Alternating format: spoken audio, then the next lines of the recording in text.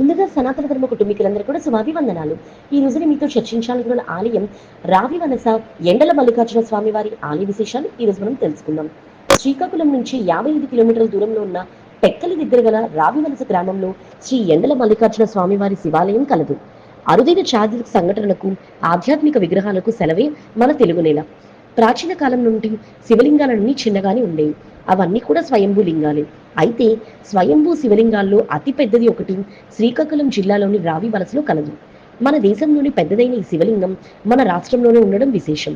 టెక్కలికి 6 కిలోమీటర్ల దూరం ఉన్న గ్రామంలో వెలిసిన స్వామియే మల్లికార్జునుడు. ఆ గ్రామమే రావి వలస.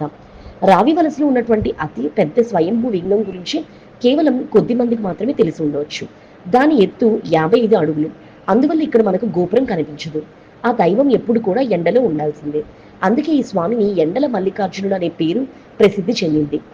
ఎలా మల్లికార్జునుడు ఎండల మల్లికార్జునుడు అనే పేరు ఎలా వచ్చిందో మనం ఇప్పుడు తెలుసుకుందాం.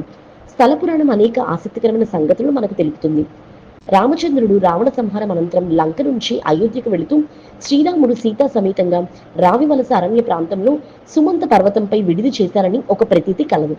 శ్రీరాముడు రావణ సంహారం అనంతరం తిరిగి అయోధ్యకు వెళుతూ మార్గ మధ్యంలో కల మహారణ్య ప్రాంతంలో కల సుమంచ పర్వతగిరి శిఖరంపై తన అనుచరణ గణంతో విడిది చేశాడు. అనుచరణ గణంలో ఉన్నటువంటి సుశేషుడు అనే దైవ వైద్యుడు ఆ పర్వత ప్రాంతంలో గల ఔషధ మూలిక వృక్ష జాతులను చూసి సుశీలుడు ఆనందపరస్తుడు అవుతాడు.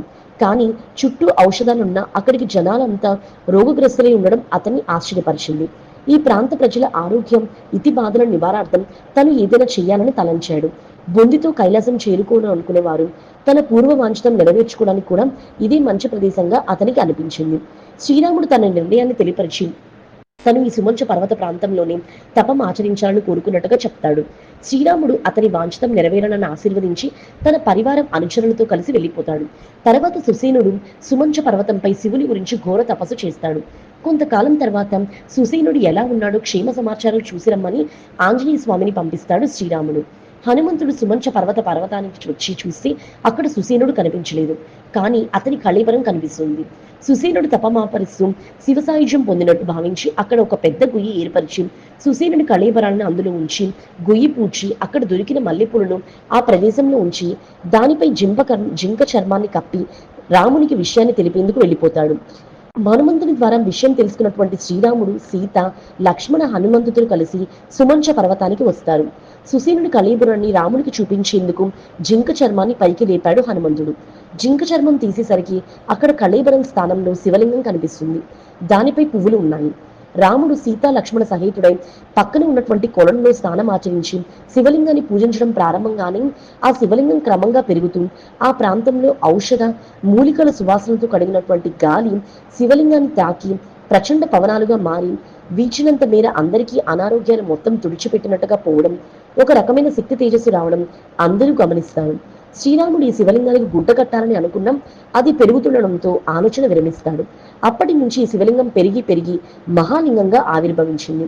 మల్లెపూలతో పూజించబడి జింక చర్మంతో కప్పబడి ఉన్నప్పుడు వెలిసిన స్వామి కనుక మల్లికార్జున స్వామిగా పిలువబడుతూ ఉండేవాడు. క్రమంగా అది మల్లికార్జునగా మార్పు చెందినది.